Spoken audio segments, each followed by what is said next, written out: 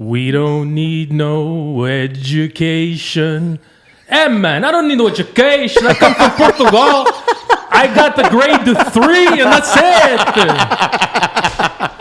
We don't need no thought control. That thought control, no. That's the witches. That's the bruxas. They get in your head, and they make you think.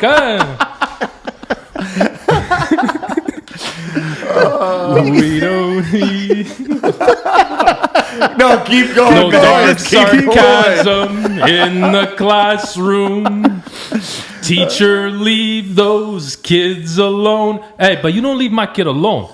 If you have to, I give you permission. You slap him, okay? I sign papers, okay?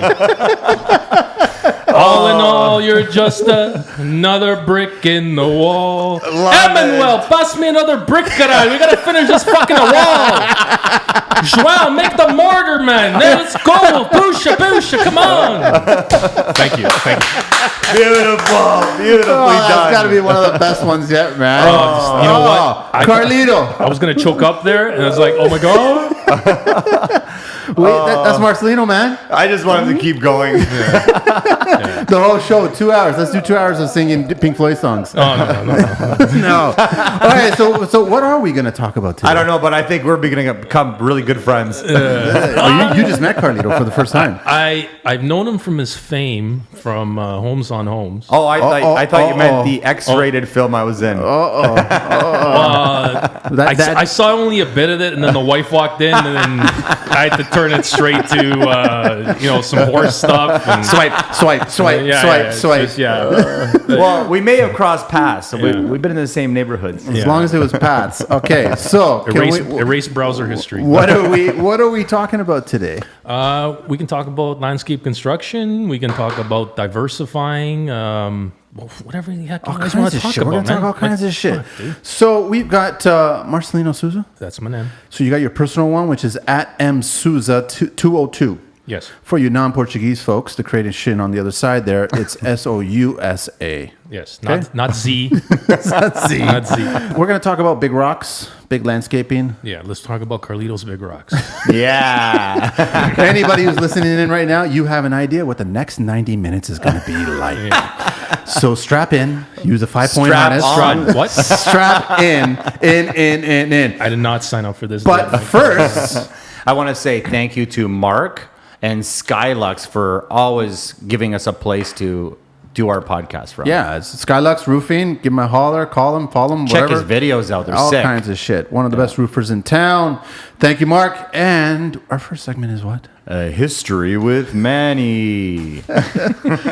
So yeah, we actually are professional now. We have these little segments, and we got this whole budget now, and this fucking bunch of minions that come up with shit. Today's, I want to ask you, gentlemen, and see if you guys could figure this out. I have a funny feeling you will know, and I don't think you will know, Carlito. I'm just gonna. Just a gamble on Portuguese that. joke? What is the hardest natural stone? What is the hardest natural stone? Dun, dun,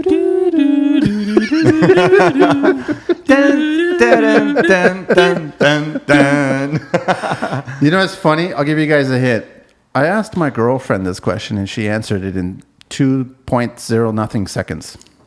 And you guys are taking a long time. Diamond. Thank you very much.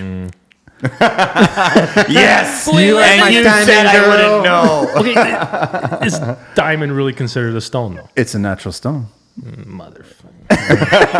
Well, they're all But hang on a minerals. sec. Let's go on the hardness scale, right? So a diamond is 3 times harder than a sapphire, ruby. It's a 10 on the, you probably know this. What is this? The Mohs scale. Mohs scale, right? Yeah. So it's a 10. Wow. I've never laid diamond on anybody's driveway. Not even at And Drake's if I house? was to give my wife a granite ring, meh. That's true. I did meet a diamond. A Neil. Diamond girl, you're my diamond girl. I love that song. So let's go granite. Granite is 8 Wow. on the Mohs scale. Gemstone, 8. Anybody want to follow me along here? Quartzite, 7. Quartz, 7. Wow. Onyx, I was surprised by this, 7. Really? Onyx is that hard? It's 3 below diamond. Marble is 4. I would have thought that was a soft one. You know what? I believe that. See, that's a general. That's It a is, general because thing. Because you know what? there's different marbles. There's marbles you different- sneeze on, exactly. and they break, and there's marbles that Or so soft you Yeah. can scratch your nail. Yeah. Travertine 4, Travertine? slate 4, limestone 3, soapstone. What do you guys think soapstone is? Don't tell me soapstone's on probably that like top a 10. 2 or a 1. It's a 1. Yeah.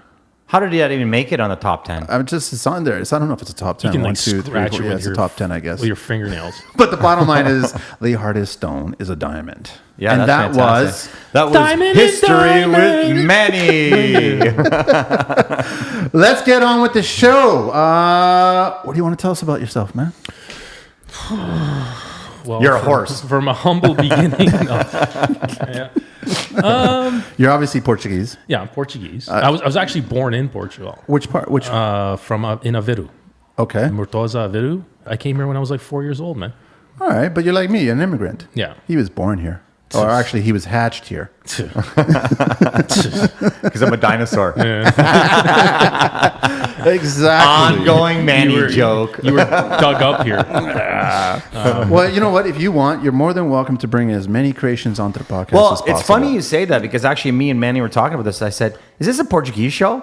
And he said, you can bring Croatians here. And I said, we have Why? to go to- Because I brought Tony. Who else is there? It's not our Portuguese-wise? fault that we pretty much rule all the trades. Well, what I Just said to him saying, was, ding, ding, just ding, ding, saying. ding. What I said to him was, we could bring more Croatians on, but we have to go to Kitchener then. Oh. All right, let's get talking about stone, big rocks, man. Like I know you do some big projects. Well, where to start? Like, Let's go in the back to the beginning. So 4 years old, you come over on the plane. We don't do boats anymore, huh? no, yeah. Basically, just went high school trying to figure out what the hell I wanted to do, and then my dad decided for me. So he said, "Okay, you're going to come with me. We're going to work on a bridge." Yeah, no problem. So Which bridge are we talking about? I'm not going to name like the companies and everything. Got like it, that, got but, it, okay. It's a bridge company, a big bridge company here in Toronto. Okay. Union? Yes. So I wish everyone could So just it's see like- those eyebrows. so it's one of those. You know what? I was like, I think it was 15 or something, or going to be 15. You're 16, and your name is Manuel. I'm like, okay, I'm 16, and my name is Manuel. So hanging off a bridge, and it's like, I can't do this. I like it's not for being a little a pussy or a little wimp or anything. But you know what? What are we doing today? We're going to break concrete. Okay. What are we going to do tomorrow? Break concrete. What Yeah. are we doing Wednesday? Break concrete. Break concrete. That's Like, tough no, on the I- body, I- man. So then I just started getting into like, what do I want to do? I was like, you know what? I started seeing these guys called Melo Landscaping. And they were doing like these large, like the trade shows. And they were doing, Canada Blooms back Yeah. in the days when it was actually like a real show. Yeah. Now it's just like, Like when it was a real show. I No, like no, that. like, seriously. No. When Yeah. it was a knowledgeable show yeah, where you like, went there to get, You walk into Canada Blooms now, and a guy lays out like a green carpet and makes some furniture out of pallets. Yeah. And he's an award-winning design. It's like, no, it doesn't work that way, man. It doesn't work that way. Hang on, sorry, Mars. Wait a second. We are in a live shop. Well, Yeah. no, we left the door open because we just What is figured- that? A scooter? I don't know. Not I to think quick- that's my bumper getting chopped off right now. Well, this block is pretty sketchy. Do we want to close the door? Yeah, I think so. Let's Hang close on. the door. Okay, we're back at it now. That was never ever happened. The lady in red here closed the door for us. Excuse me. Sorry, so met Mello, saw what they're doing. I saw them at a bunch of shows, and then it was like, you know what? They're doing some amazing work because they were doing things that a lot of people weren't doing. Like they were doing like large granite monuments. Like we're talking like 40, 50 feet up in the air. These things were like 50, 60 ton. We're like, wow, man! Like, wow, these guys are amazing. But anyways, I started doing my own little thing for a bit.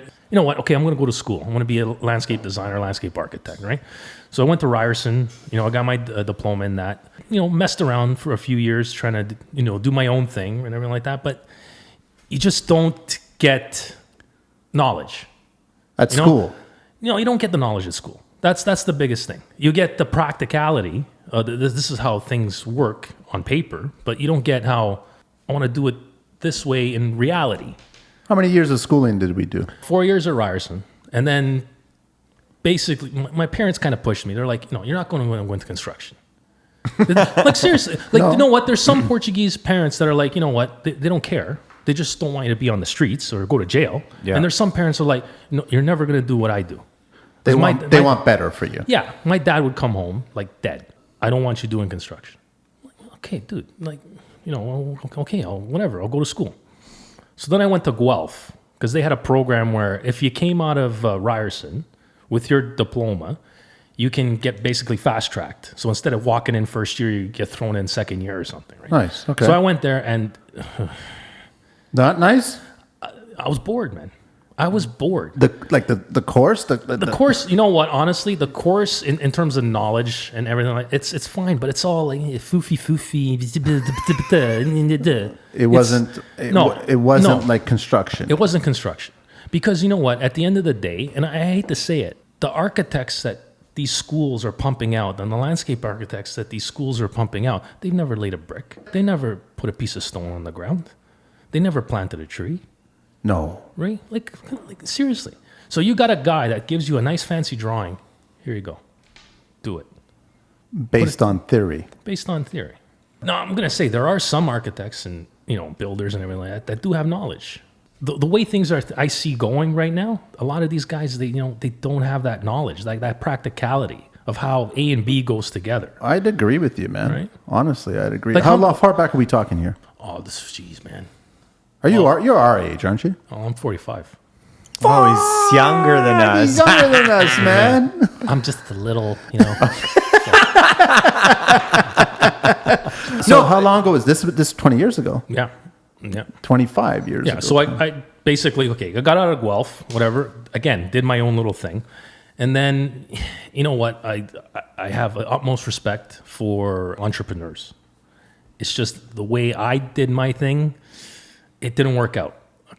Guys didn't pay and this and that. And you do jobs for certain people that you think, hey, it's going to work out, and then it doesn't. Because a friend of a friend said, hey, you know what? You got to do work for this guy. And you know what? You're going to get the next one, the next one, the next one, the next one. So was the next one. And then you don't get it. And you know what? I don't want to start my life like this. I hooked up with a friend of mine, and this is like, wow. I hooked up with a friend of mine, and he said, like, I got this guy, and you did like really good draw. Like, one thing I could do is draw. I was an amazing drawer. Like, I got some awards in university for drawing and technical abilities and everything like that, right? You took AutoCAD? Yeah, but like Nice. hand drawing, hand rendering and everything like that, right? AutoCAD, I'm not too computer savvy. I'd rather do something by hand than type it in. Oh, we're Because a lot you know alike. what? You must be partly Croatian. The bottom half, yes. Nice. There's something about doing something by hand that you remember more than typing it in here, right? Yeah. It's just, I don't know. That's just the way I've always been. So anyways, back to a buddy of mine says, I got a friend, I got this guy who needs somebody to do some drawings for him. Lo and behold, it was Joe Melo, who was the owner, who is still the owner, but he's like semi-retired now, of Melo Landscaping. I would start doing some drawings for him. A couple weeks later, he'd call me, come do some more drawings. A couple weeks later, call me, do some more drawings. So it was kind of like a little freelance thing. And then I would be doing my own little thing on the side, interlock and everything like that. I didn't hear from him for a few months. I'm like, yeah, what it is, whatever. And then he called me. He goes, oh, come to the shop. Okay, so I figured, okay, I'm going to do another drawing for this guy, right? So we sat down. Okay, you want a job? I go, okay.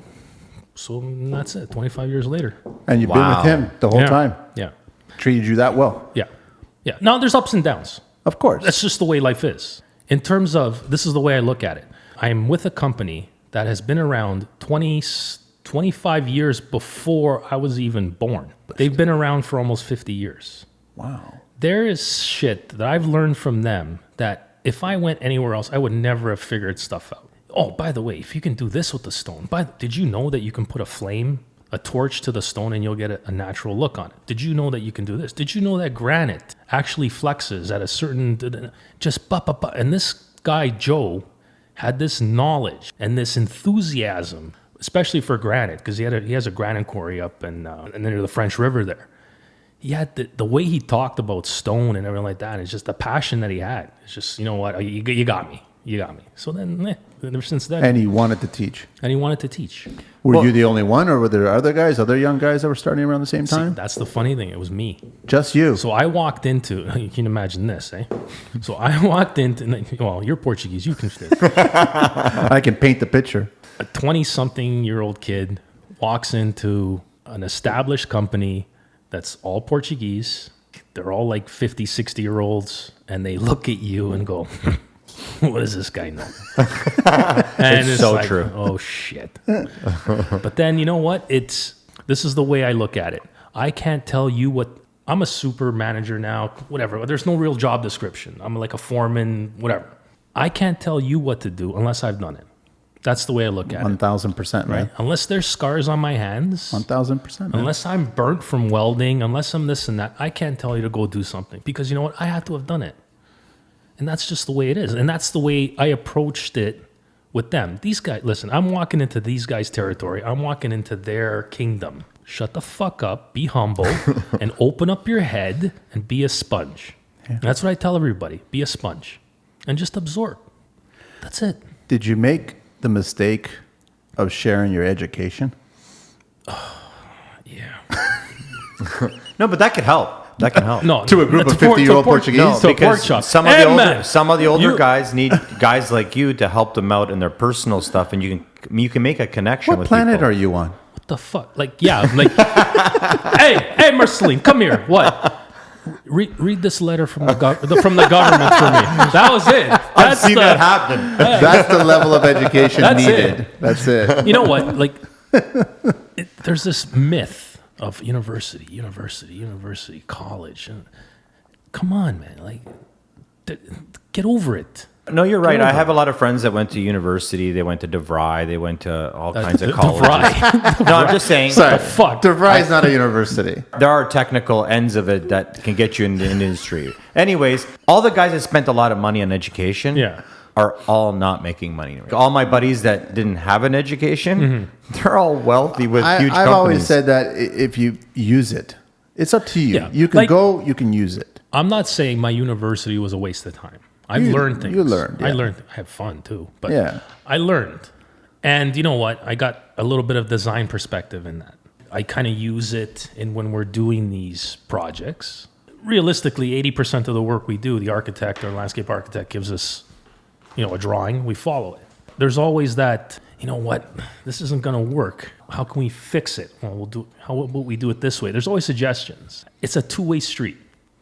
If the architect doesn't want to take your suggestions, then really it doesn't work. Construction has always been a collaborative effort. I think so, because you have to make it that way. We should have respect for the architect and the landscape architect. Yes. Because you know what? They've made this beautiful design. But at the same time, they should have respect for us, because without them, this thing wouldn't be built. You guys are an extension of their joint. At the end of the day. And you know what? It's feed off each other. In your classroom, how many people in the classroom at Ryerson?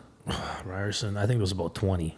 How many of that 20 were like you, hands-on, wanting to be hands-on? Not much. Maybe there was I think there was 2 Italian guys. There was maybe 1 Croatian. Yeah, we're gonna get letters from every group. I don't know any Croatians that went to school. And Guelph was the same thing. It was it was like, I hate the word. I hate to say it. It was Cakerville. Really? Huh? Yeah. Well, technically speaking, it's it was more like, not technically. Yeah, it was more like I got a flat tire. Where's my CAA card? It's like flat tire. You fucking change it yourself. You got the fucking spare tire there. Do it yourself. Most of the guys I knew were like, I just got 2 tires. Yeah.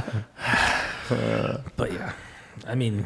So I know that you made a face when Carlito mentioned union. Mm-hmm.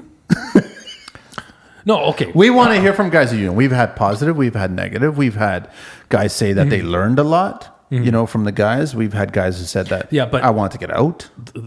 You have to understand, when I made that face about union, this was 20-something years back when I showed up, the union steward's like, who the fuck is that kid? Right? It's like, oh, this is my son. He's working. Well, no, this and that.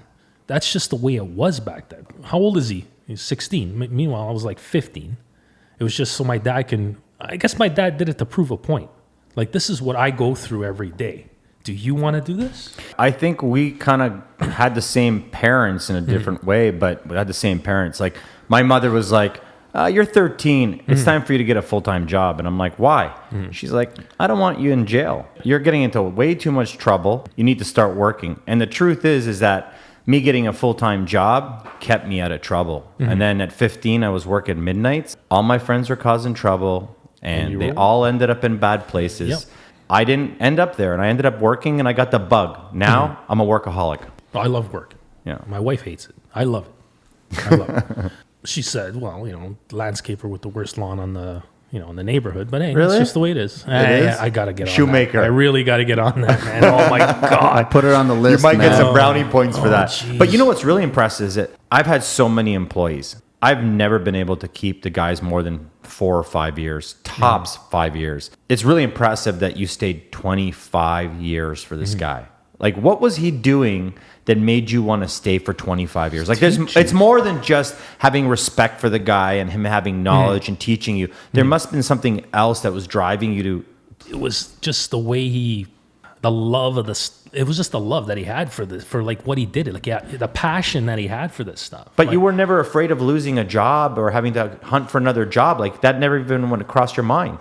You know what? I'm not, like I said, it wasn't perfect. Like, there was a few times, I'm out of here. And then, Monday would roll around. Okay, I calm down. Because you know what? You got the Portuguese Fire. You got the anger, right?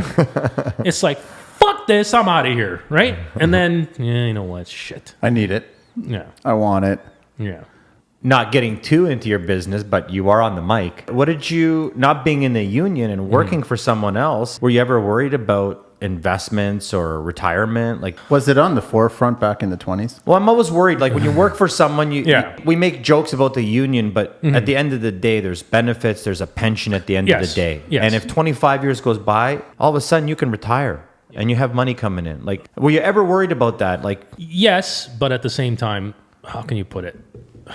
I was taken care of. There's always a thing when you're working for like a little mom and pop shop, when they realize that, hey, you know what? I want to keep this guy. You know what? Here you go. They take care Thank of you. Here's a company truck. Here's a gas card. Here's this. Here's that. You don't get that union. I'm not saying that union's bad. It's just my experience with the union is like I said, it's like 20 something years ago. I've never been a union guy. I'm sorry Yeah. to say. I know you are, but I'm not. Like union's great. Union's great for certain people. I push union on people that aren't entrepreneurs. Time flies by so fast. And I Yeah. keep telling the younger guys, when you get to 45, you start to reevaluate where you're at in Yeah. life. Your body starts taking a toll. Like your knees hurt, your back hurts, your arthritis kicks in. These are all funny things we're laughing about, but they're real serious. No, I don't want to say I'm pushing the union on anyone, but what I do, when I see guys and I don't see the drive or I don't see an entrepreneur in someone and I just see a guy that just wants to go to work, punch the clock, and go home, I usually say to them, hey, if you work a little bit harder, there's a reward at the end, and that's a pension. Collecting $5,000 or $10,000 a month for the rest of your life until, God forbid, you pass, it's nice to have that money. You don't owe anybody anything. You've been taken but I care think in of. construction, there's two kinds of people in No, construction. you're right. And then there's guys that are successful and There's they two can kinds. make it. There's two kinds of union people too. There's guys that just run it for the pension. Like if you were to get a union guy and put him next to like a different guy, I'm sure the mentality's different. The work ethic's different. You're right. You're totally Right? different. You're we've totally had right. we've had jobs where we're like half union. Like some of the older guys are union because we took on certain jobs that like commercial jobs and this and that where they basically you need union. We bring those guys in and we do a 50-50 and the union's good with that. They are? Really? I thought you... Well, as long as they're on site and they're doing most of the work, right? Like if another couple guys show up to do like the menial stuff, then it's fine. You call in a union guy to I talked to friends of mine who were like, okay, we need guys. Okay, so we called the union to send guys. I mean, the guys couldn't even like freaking pull a shovel. They couldn't even use a broom. Meanwhile, the guy wants $45 an hour. Well, the come union on. wants $45. Yeah, I'm just saying. Like I said, union was never for me. And could we stop talking about union? It's making me very uncomfortable. No problem. Because I just know, when I get a knock on my door, hey, right? No more union talk on this show. Okay. All right? Don't bring it up ever again. How can I put it? I cannot talk about union in a positive... in a smart way because, I don't know enough about it. Oh, I know enough to say that I don't fucking like it. Yeah, I don't know enough about it. You're allowed to have an opinion. I've heard yeah. stories, but then again, it's stories. Yeah. I've heard moving on to some rocks.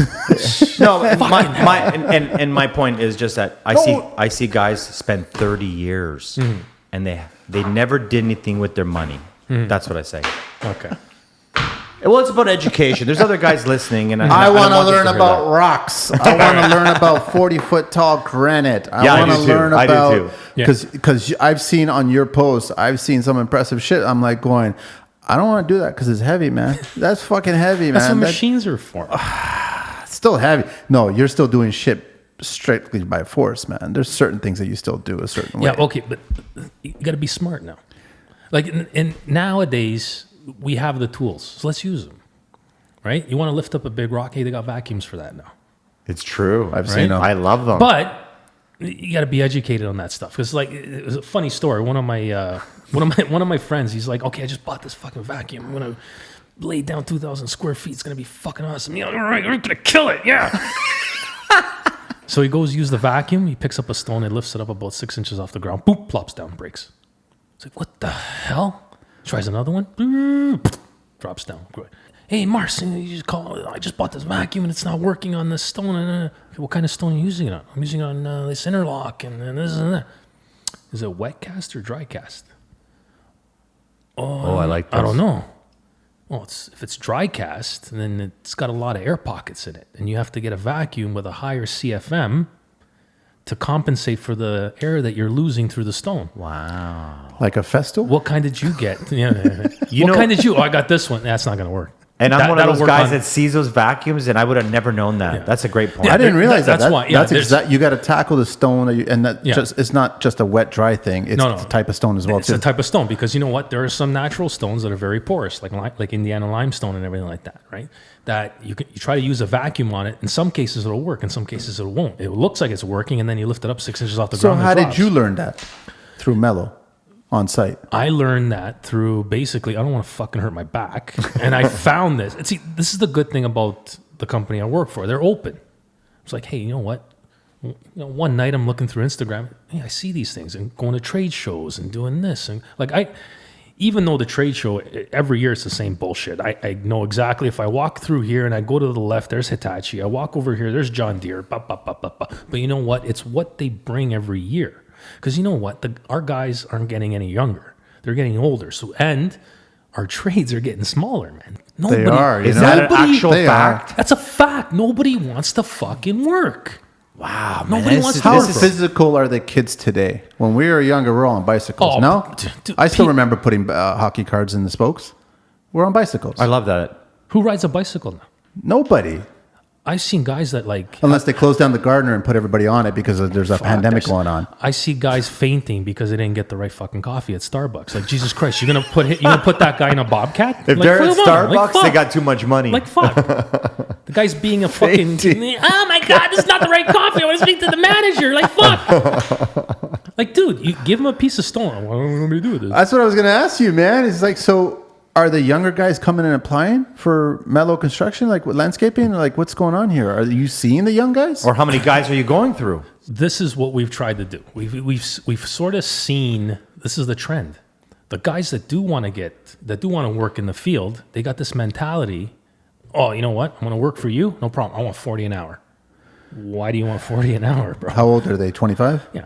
But why do you want 40 an hour? Well, because, I can do this and that. Like, do you have 40 years experience? Do you have 20 years experience? Do you have 10 years experience? Do you know, what if you chip a piece of that stone? Do you know how to fix it? What if the track comes off the Bobcat? Do you know how to put it back on? Can I leave you alone on the Can job I site? leave you alone? No. So what they do is this. They start their own little companies. And they start, they do like the small shit, which is fine. Like, you know what? There are guys out there that are like young and they fucking do amazing work. Like, wow, that's some fucking amazing shit. And there's some guys out there, they're like, what the get out of construction.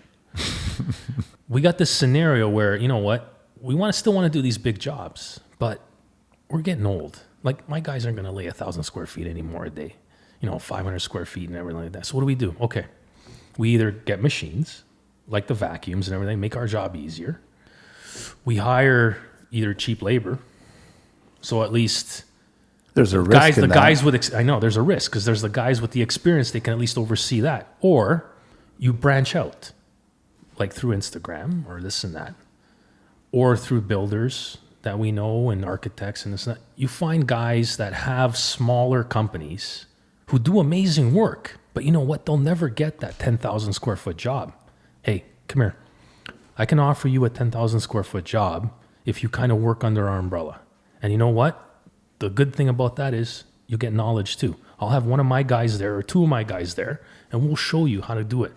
50% of the time, go fuck yourself. But the kids that want to fucking learn and go, these guys are almost fucking legends. They've been around for 50 fucking years, and they're not getting smaller. They're getting bigger. We're getting more work. We've started like 3 other companies. They're doing something right. Maybe I should go work with these guys. Hang out and absorb, man. Yeah, you're right. And that's the kind of guys I want to be around. Be a fucking sponge. Yeah. Like I said back in be a fucking sponge. But you're saying more than half the guys you're approaching are saying, forget it's not worth my time? No. And it's not worth my financial time? And at the same time, too, it's Instagram's a motherfucker. Oh, you know what? You do nice work. But you know what? You get on our job site. Look, we had a guy like that. His Instagram was beautiful. You get onto our job site. Crap. Buddy, what are you even doing? Yeah. Do you know what a level is? Do you know what he's pounding the fucking stone down with his fucking bare hands. It's like we have mallets for that. Don't say any caveman jokes, okay? Yeah. I'm not saying shit. I'm not saying shit. You know what? And I've run into that. I've seen some great work, and I'm like, you know what? I got to go check out this guy's work. And I walk out, and I'm like, what the fuck was that? That guy's his Instagram page is amazing. He looks busy. His work looks great. Okay, so they suck. These kids have to understand that, okay, you're going to approach that situation, which I think is a pure gold situation for a kid in his 20s, late 20s, whatever it is, right? He ain't going to get 40 an hour. You're going to offer him less, probably 25 to 30 an hour. If you're lucky. He's got to factor in the experience he's going to gain. Or you work at it this way. Listen, you have your own company. You work as a sub. Yeah. You do an amazing job and you learn. Yeah. Guess what they're going to do? They're going to call you again on another job. Like, I remember fucking years ago, and like, I was working on a job, and it was a piece of granite, and the corner broke off. And I'm like, how am I going to fix this? And one of the older guys is like, okay, we'll do this. We'll get another piece and this and that. Because the stone was already finished. So we couldn't do, he goes, get another piece. But when it came around the corner, it's like, you know what a rock face is? Yeah. It's a pitched finish. Yeah. So the one side was pitched and the other side needed to be pitched. But because we broke that piece, we had to cut a new piece. So that side, it was a saw cut. I'm like, how the fuck are we going to, make it work and this and that? So we rock faced it with a chisel. And then you have that little seam in the middle that you just can't get because depending on the thickness of the stone, it's more difficult to pitch it. How it's going to break. So you have that one little seam, like about an inch all the way across, that's still sawn cut. How do you do that? Oh, okay. Go get the torch. I go, what torch? He goes, the oxyacetylene torch. I'm like, we're not a mechanics here. We're not going to fucking, tear apart a frame here. What are you talking about? Watch. Starts up the oxyacetylene torch, puts it on the granite. The granite starts popping. Passes a wire brush on it. There you go. Natural stone, natural finish. Was he in awe? Oh, I was. He fucking did that all his life. Like he did that like he was taking a piss. Like, hey, whatever. It is what it is, right? But it's like, I look back and think, you know what? If I had my own little company, all the gems that you would have collected. Would I have figured that out? No. I would never have figured that fucking never. out. Right? It's so true. That's why I mean is that the experience is far more valuable than that 25, 40, whatever an hour. Yeah. The experience, man. Take it. But even hearing you talk about it, you're just naming things off that have been like problems that occur all the time. It's going back to the Portuguese thing, right? Sorry, it's just back in the days when I first started off at the company, we did fucking everything. There was no. You walk into a job, it's like, okay, they need a fence. Okay, we'll do the woodwork. They'll do this. We'll do this. We'll do the stonework. We'll do this. Oh, what? They want an addition put on? Yeah, we'll do the addition too. Oh, they want stairs made out of steel? Yeah, we'll weld them too and everything like that. It came from a thing of, I don't know if it's just a Portuguese thing that you do everything or it just... You problem solve. So you know what? Being there, now what can I do now? Let's see. I learn how to weld. Right? It's stonework. Learn how to use epoxies and this and that. Operate machines. Like I said, you have to be that kid, that sponge. It's like, fuck, dude. Okay, I got my own company. Yeah, whatever. But do I know how to drive a Bobcat? No. Do I know how to weld? No. Do I know how to do? No. I mean, the yeses far outweigh the no's, right? Yeah, it's true. We got to take a small break for our next segment. God, I gotta go piss. Building There you go. code talk You can't with leave yet. Manny. It's a quick. We'll take a break right after that. Yeah. So here's the building code talk question. Oh God. Driveway grading. What is the minimum grade for drain toward the street? Minimum slope. 2%.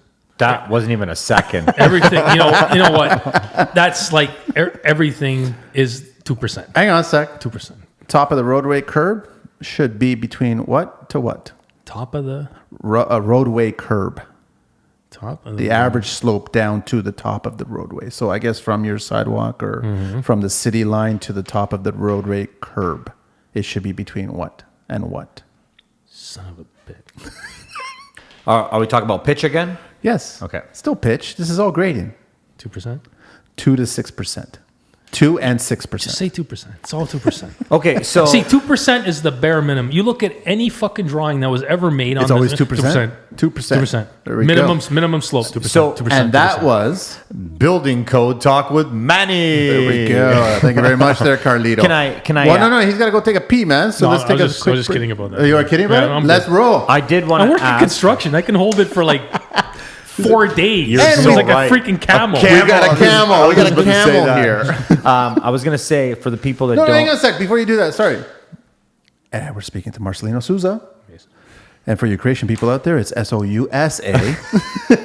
Wow. So his handle is at msouza202. Yeah, all the If you info's want to learn a lot about some serious hardscaping, landscaping, anything else, and nothing to do with Croatia though. Well, I do want to tell you something that you should know about Croatians. They don't send hate mail. They send grenades. they don't have barbecues on propane. They burn tanks. Once again, I've got this theory that Carlito always wants Wow. to impose death on the podcast, man. Wow. Death. So can we get back where we were at? Well, no, I wanted to talk to you about 2%. So for the homeowners listening, or for the young guys in the industry, Oh, I know what growing- 2% is. The amount of work a union worker does. Oh my! Snap. So what is 2% on a driveway? How is that gauged? Well, it's like, 2% is a lot less than a quarter inch per foot. yeah. Well, what's 2% of a foot? What's 2% of 10 feet? What's 2% of 20 feet? What's 2%? It's, you basically measure the driveway and then do your And then 2%. All they 2%. care about is natural rain or whatever to be sloping one direction, and that's Yeah. the minimum 2%. Yeah, away from Doesn't the seem house. like much. Away from the house. It isn't. It isn't. But then you start doing the long runs, right? It isn't much. Like, by the time you get really grades, like it's never, laser on, right? You're always going to get a puddle here and there. Yeah, so you try to do a at little bit more than 2%. At 2%, you might have some back. Like, See, the thing they do 2% is basically 2% is the minimum for something to slope that's comfortable to walk on. For the homeowners listening, they need to know that a lot of their landscaping will not be level. They're expecting no. I've heard people This say is a I conversation? I wanted this level. This is a conversation? Yeah, these are come up all the time. People are expecting level, and they don't understand that your patio could have 9 different pitches. you come across this all the time? Yeah, we want it as level as possible. Well, okay. Well, you still do you need want me to do runoff, right? Natural mother Well, they don't nature understand. They don't runoff. understand this. Once again, it depends on the drawing, right? And what we have to play with. And you know what? There's different solutions to the drainage problems. Form a drain in, right? You can do the French drains. French drains, Different you can do aggregate. other. Yeah. Stuff like But that. that's just more costly than actually running it off at 2%, no? You know what? There's some places that you just can't run the water anywhere. You can't, It's eh? got to go somewhere. Can we talk a little bit about? Will you give out some trade secrets on some of the things? You already that gave up guys one, do? man. That was more no, than you've enough. given out more than one, but Yeah. I like where it's going. Well, what do you want to know? Like, I mean, Why do most driveways have dips and sags and What are they separate? doing wrong? What are they not doing? it's it's the interlock, right? You have to figure interlock. It's individual pieces that are put together. It's not the base. It's not the foundation. It's not the tamping. It's not the drainage. It's the constant of everything. When you pull into your driveway, you always have your spot. Oh yeah, I got Right, 4 and- little divots right now. Yeah, and I'm sure your van weighs like about Those are the 4 divots. When About I like- back up, I could be Stevie Wonder, and I know exactly where it's going to go. Mini Wow. Cooper. Yeah, that's what I told my wife. Why does the driveway have divots? That's my parking spots.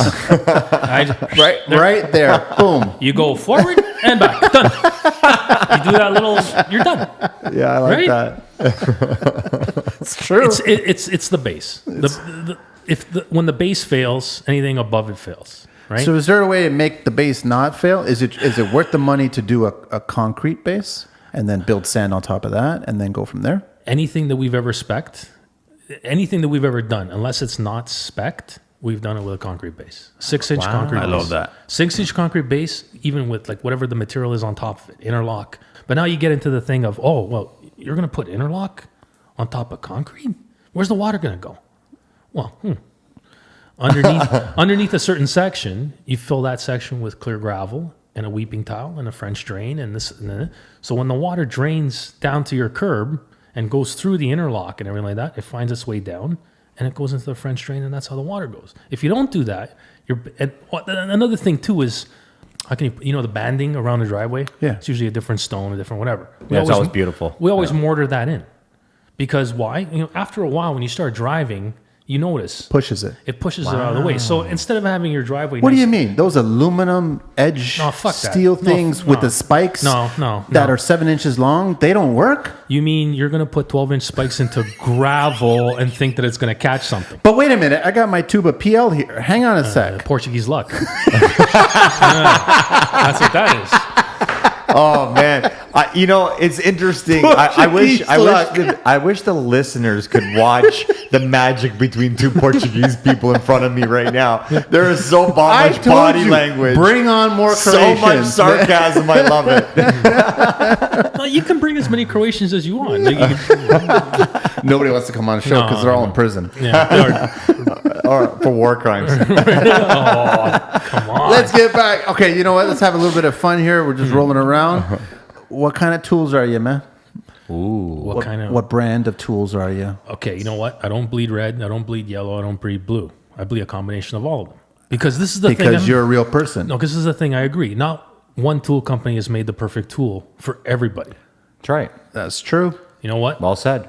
I've actually, the DeWalt 9-inch little battery quick cut thing. It's that new one that they just... Yeah, I know what you're talking about. I love it. Tony at Saga was trying to push it. He said he was actually... No. These guys I fucking love it. Why do you love it? But you have to do it right. So if you think you're going to get that saw and put one fucking battery in and you're going to run it all day and you're going to light the world on fire, you're wrong.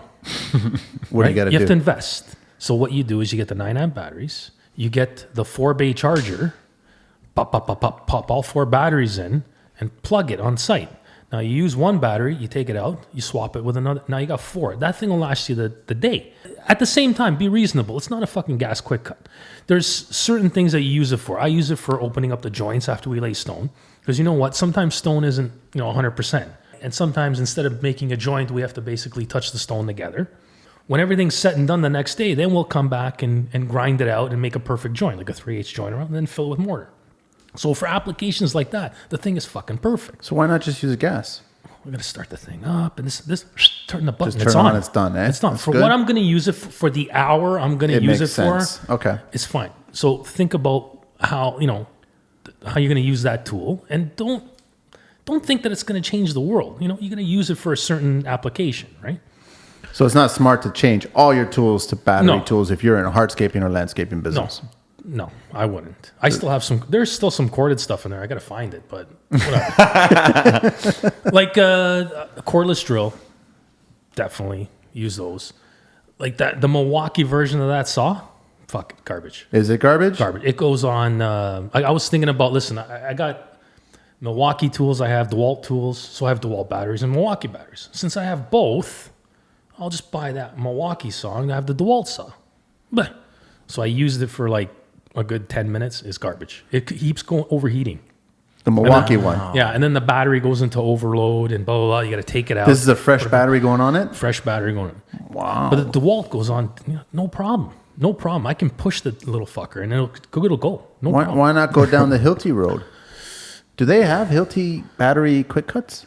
No. It's kind of like a table saw and a miter saw. But at the same time, think of it this way. If you're already on a platform, why go out and get another platform?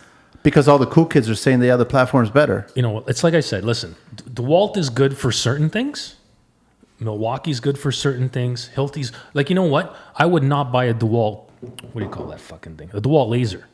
No way. You don't like them? I would buy a Hilti laser. There we go. Right? Again. Everyone is saying Hilti's laser is it's amazing. really good. So I bought a Hilti laser, right? I have a DeWalt saw. I have a Makita, the rear handle saw. Warm drive? That because that thing is a fucking monster. I'm going to take a nap here until I hear Bosch. Dude, honestly, I just bought that. I got the Freak.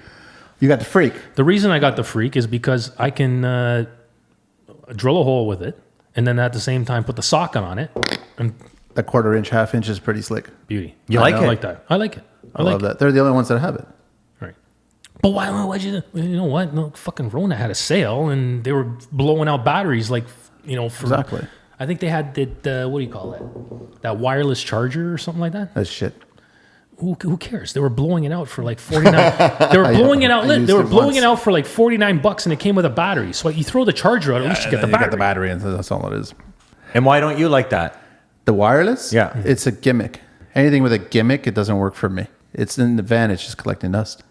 It doesn't work for me, right? So, we know what works for you because you see it's all beat up. It's being used. But the moment you try it the very first time, If it's nice and you're like, shiny, I don't like why'd you buy this, that? man. If it's nice and shiny, What'd you then do it's with the not worth Milwaukee? You returned it? it. Yeah, it's garbage.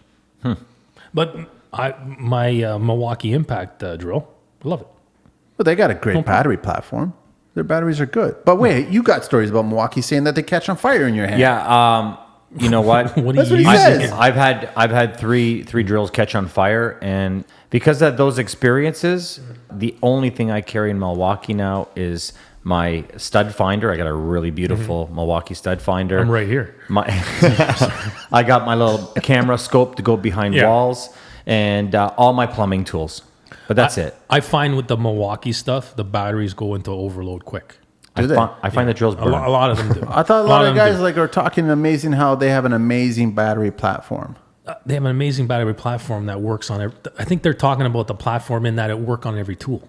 Oh, You know what I mean? Like there's DeWalt, there's like the flex volt batteries won't work on certain DeWalt tools. So you got to Portuguese it, right? Like I had, I got Explain that for the creationists listening. Well, no, I was very excited there because he's going to teach us something in Okay, Portuguese. so back in the days, I bought this 18-volt DeWalt pencil vibrator. Okay. Shut up, Carly. No. NiCad? NiCad or no? My the buddy NiCad, had one. the battery with the little stick. I have that one. I know. And it was great for like the stuff we do, like to do sonotubes and everything like that. Now, they don't do it 18-volt batteries. They still have them, but they're like, you know what? One of them is like $100 and something when you can buy like the 20-volt now for whatever. Yeah. They came out with this little adapter that'll switch an 18-volt to your 20-volt. But it doesn't work on everything. I tried that. That's why you Portuguese it. Right? Okay. With an X-Acto knife and a little zip here, and there's a little zips there. A flex volt battery fits on it now. Wow. So now I have Zip. my DeWalt vibrator with a flex volt battery on it, and it goes all day, all night. Did you tell your wife that you have this vibrator Shut that goes on? Do you always have to bring it to this level? Always. Not with. I was actually thinking. Not with everyone. I was actually just thinking. I wonder if that voids the warranty of DeWalt's product. Who cares? It's getting used and it's getting purpose, It was a $200 tool that I bought and it works. 10 years ago, and And it's it still still going. works. It's still going. It still works. It's still going. There Has it we caught go. fire? No. No. So take it for what it is. Now, out of curiosity, I mean, nothing's better than an electric one, but how many jobs have you done since then? Like, is it constantly being used? Because I'm looking at buying one. The vibrator? The vibrator? Yeah. Why do you need one? I do concrete all the time. Fuck. He does not do concrete all the time. I do concrete all the time. You know I do concrete all the No, time. you don't do concrete all the time. You want me to show you do? pictures? No, I don't want to see pictures. You wanna see How me- would that prove that you do concrete all the Because time? it's me on the tools. I'm doing 50-foot walls, dude. concrete. You're not gonna use a no. No, I know. You're not going to use that You're not gonna battery use the pencil- vibrator. you're not gonna use the pencil Sometimes vibrator for it. Sometimes I have to patch in a small curb that we had to cut out. Yeah, so like all the stone we lay it on a concrete base, no matter what. So like, See, I love that. so for stairs and stuff, yeah, that would come in handy. That little vibrator, you fill in the stairs, no problem, vibrate it down and everything. But like to do 20-foot walls and everything, like, no, we use a real vibrator. No, I know, but there's a lot of times I go and grab that thing and I gotta hook up the generator. I gotta run over. I gotta, tape up the lines because I'm always taping the extensions in case it falls in water or whatever else. It'd be nice just to have something cordless, like I just went to Mississauga Hardware, bought some cordless stuff. It's saving my running time. They don't really have it a lot here, but I've seen it in Florida and everything like that. They actually have picture like a weed whacker. Okay. Like a gas weed whacker, but on the end of it is the vibrator. Wow. And they use that instead. Right? What is that, Milwaukee? No, Makita. I don't know. I don't even think it's a name. I think it's like a lot of concrete tools don't really have names, right? No. What are some of the challenging stone projects that you guys have done? Something that comes to mind right off the bat. I mean, we're talking about 25 years here of interesting elements, man. There was, the University of Waterloo, the Earth Sciences Center. What did our tax dollars pay for? We actually craned in I think it was a 45-ton rock right into the middle of the building. They didn't even build it yet, so they did the foundation and everything like that, and a bit of the skeleton of the building was up. So we craned this one rock in, and then afterwards they built the building around that. And this rock was like an art piece or something like that? Yeah, it's basically, geology and everything, earth science, and it's a rock. So how do you crane a rock that big? Chains? It's not so much. No, it's straps. Straps. Like Kevlar straps. Kevlar straps. You can't really use chains much because the problem is when the chains bind up, gonna chip it, and then they chip the stone. It'll actually act like a cutter. Yeah. So use the challenge too is not so much lifting it, but it's on the ground, and to, I guess, tilt it up, because when you tilt it, that's when there's the biggest amount, the biggest fear of it cracking. Yeah. Right. Wow. I mean, we've done bridges like that. What's that stone that's huge in India, but some people are trying to bring it here? Banis. Doesn't that stone? I've never heard of that. Okay. Doesn't that stone not like winters?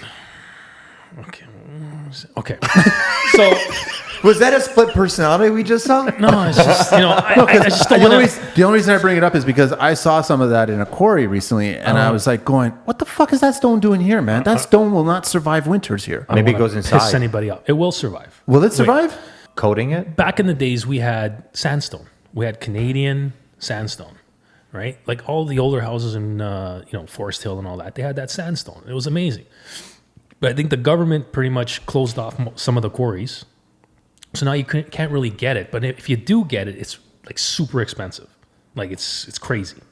Guy, I guess, went to India. Hey, this is the same stone that we have in Canada. It's not. It's not. So we brought it in, and now there's, I guess, this trend. We've seen it for 5 years or 6 years or something. This trend of everybody's using this stone, this Indian stone. It's a beautiful stone. It is. It's an amazing color variation. The problem is you got stone that came from a place where on a cold day it's 20 degrees, on a hot day it's 60 degrees. And then all of a sudden you bring it here and we get 40 degree it just cracks to minus 40 degrees. No, it flexes.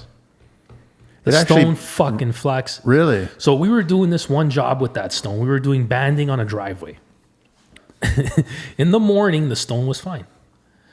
Go for lunch or whatever, come back, and the guy's hitting the stone, it's all hollow. It's like, dude, I thought you back buttered it. I thought you did all this. Yeah, I don't know what it is. It just popped itself up. And then at the end of the day, it's fine. A few years later, we're doing the house next door, and we're watching the driveway. At 7 o'clock, the stone's flat. This is band inside, asphalt, and a band of the stone. At 7 o'clock, the stone's flat. At noon, the stone's doing this. It's pitching upwards. It's pinching peaking, upwards. Yeah. At 5 o'clock, boop, back down. The stone flexes because of the heat. So because of the cold and the heat. Is it binding to the next stone that's beside it, and then there's no room for it to go out, so it goes up? It expands and contracts. Really? So that much? You put mortar joints in between, because realistically, the mortar is what holds the thing together. That's the flexibility of it, right? So we just went back and cut it out and put caulking. But then you'd see the caulking, it'd be a 3/8 joint, and all of a sudden it's boop, the little pimple. It's because the stone contracts and flexes so much. So how do you fix that? You don't. You replace it. We've tried everything. But clients love it because of the tone of this stone, this color of this stone. Yeah. We've tried back buttering the back of the stone. We've tried, what do you call it? Dry packing it down. We've tried It still flexes. Portland cement. It still somehow manages to separate itself. So what basically holds the thing down is the joints. So you know what? We figured instead of doing the joints 3-to-1, which is like 3 sand to 1 Portland. That's a sand pack, right? No, to do the mortar in the joints, like the grout, if you want to call it. Okay. That. Instead of doing it 3-to-1, you know what? We're going to do it 2-to-1, or sometimes even 1-to-1. You know, bump up the percentage of the adhesive, right? We've done that, and that's fine. It's held. Like you might go over the stone. It hasn't popped up. It hasn't popped up, and it hasn't like basically this. What it does is it separates itself from the bottom layer, from the mortar bed. Okay. Right. So it still somewhat feels. It still sounds hollow, but it's being held down with the hard joint. And it's been fine since then. It's just best not to use it. And you try that to telling that to the client. You can't tell that to No, the you client. can't tell. They that. won't You listen can't to you, tell. man. You can't. Do you put a stipulation in the contract? doesn't matter. Back in the days, it was, you know what? It's okay. We're going to use it's like a fad. It's a fad. Let's use this stone. Let's use this stone. Now you know what? Banas has come out with some amazing stone that's not that sandstone. They've come out with an amazing black granite, like a jet black and everything. That stuff is bulletproof. What's that called? Jet black.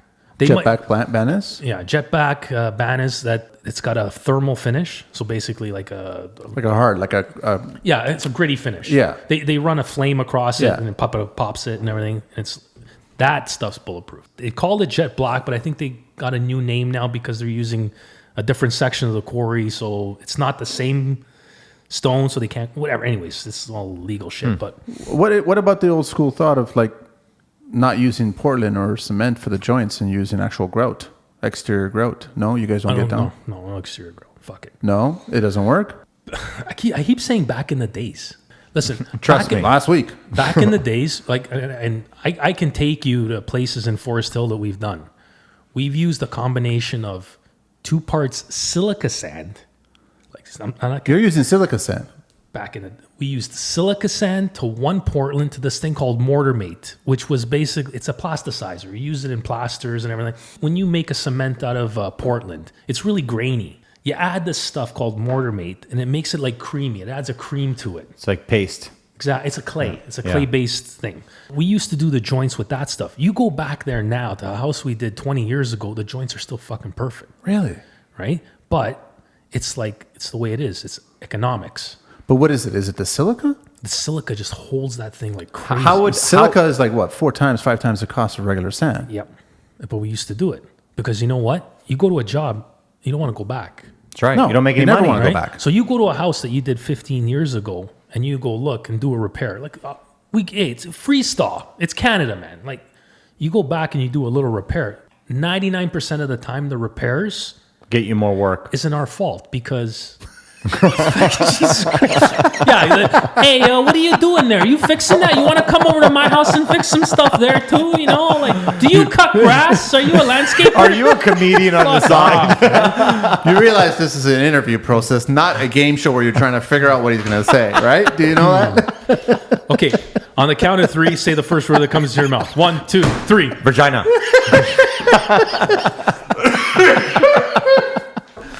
Oh, sorry. Were we talking about rocks? How about lime? Like we talked to all these stonemasons, and they talk about how lime does so well on the walls. That's masonry work. That's man. masonry. That's masonry. You can't put on a horizontal plane. Okay, let me finish that thought. So, like 99% of the time when we used to go do a repair, the repair would always be where the driveway met the curb or met the sidewalk. And it wasn't our stone that was failing, it was the sidewalk, because the sidewalk would lift and pop our stuff. The driveway itself was perfect. Why? Because we were using this combination of the silica sand and the Portland and everything like that. Now, Portland is a hydraulic cement. It basically, when it, cures, it has voids in it that, if water does get in and it freezes, it goes into the voids, no problem. You never use a type S or a type N on the ground. Because if you do, what will happen is in a year or 2, maybe 3, you pick up that stone and it's like you set it on limestone screenings. Really? It just disintegrates. Portland cement is always on the ground. Type S, type N, always above ground. So if you're going to do a wall, Great point. Thank if you. you're going to do a wall, you're going to do brick layers. That's right. Brick layers Type S, use- type N. Exactly. Portland is a hydraulic cement. You use it for repair your foundations and lay stone on the ground with it.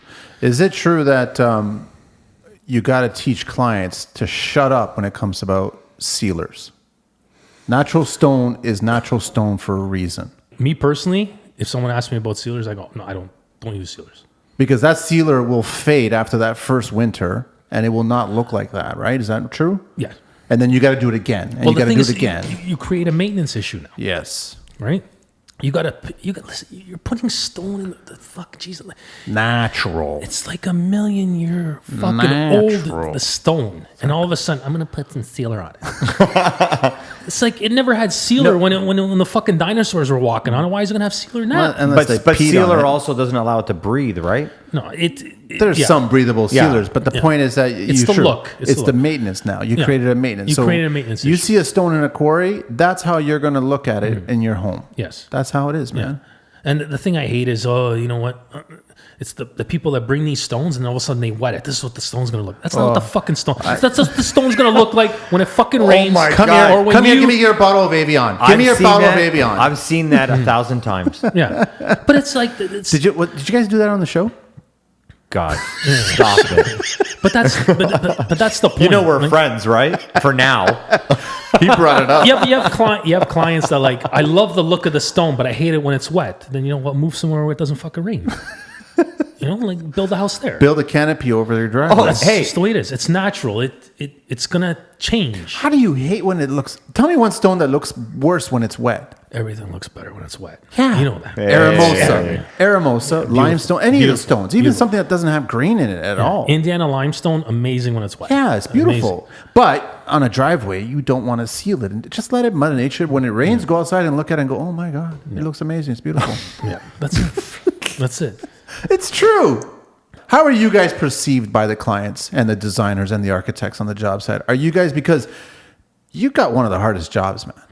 The dirtiest jobs, hardest jobs, dustiest jobs. Neighbors must love you. Yeah, what are the health issues? No, but you guys are like all taking care of yourself. But the thing is, I just assume because there is a hierarchy with designers, homeowners, architects, neighbors, and they'll see you guys, and you guys are always dirty. You guys are always on your hands and knees. You guys are always dusted up. You guys are always cutting hard, using water, using stone, using all that shit.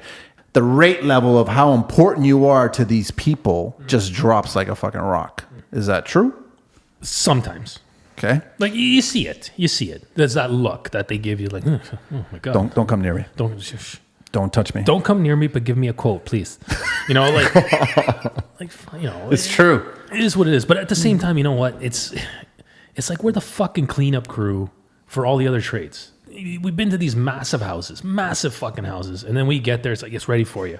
It's like, are you fucking... There's like... You guys... There's like car parts. Yeah, and like, you guys are like Indiana Jones at that point, No, man. you know what we are? Like, you guys are looking for everything that's inside the dirt. We're like that fuck... You ever watch Pulp Fiction? Of course. We're like that guy when he shoots the guy in the head and he has to call the cleaner. We're the fucking cleaner. We're the guys we call, clean up my job site, make it look fucking beautiful.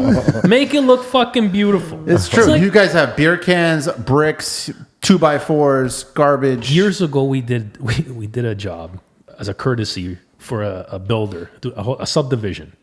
I can't imagine you there. Don't ask. Okay, all right. So it was one of those, sod and, what do you call it, patio stones up to each unit. Blah, blah, blah, blah, the 24x30? Yeah.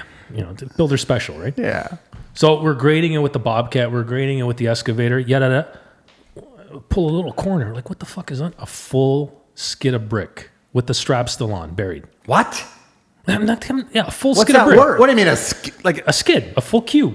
A cube of brick. Yeah, a full cube of brick buried in the fucking ground. This is brilliant because if you need to replace anything, you just dig it out. No, it's great because like one of my guys is like, hey, I want for my house, and he fucking took it. But yeah, it's like a full cube of brick. But it's the shit you see. How like you you know bury what? that?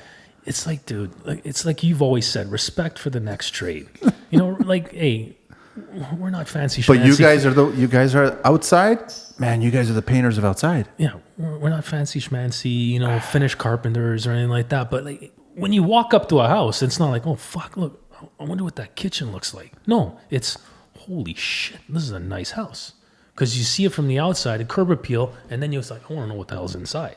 Yeah, the stone on the steps, You're the right. stone leading to the steps, the stone on the driveway, the pavers on the driveway. Yeah. all that stuff. What about fences and gates, like gate posts and stuff like that? Are there any tricks to that? Like, we've always done it in a way where, okay, now, a lot of these houses, like obviously not, they have, the automatic gates and everything like that. The biggest trick to that is you can't just put, 2 posts in the ground and think that that's going to hold, because there's a lot of weight with these things opening and closing. What we've always done is post, and a buried footing that connects both of them together. wow. Right? So when the tension of the doors, the gates open. Yeah, because like the gate opens, and then all of a sudden after It's a bridge. After a few years, you kind of see the gates. They're a They're little not bit lining up. lopsided Yeah. or everything like that. But what That's we do, brilliant, yeah. dig. I've never heard that before. Dig the whole thing up, footing on the ground from that bridge is one and the other, like the left post and the right post, and then solid steel.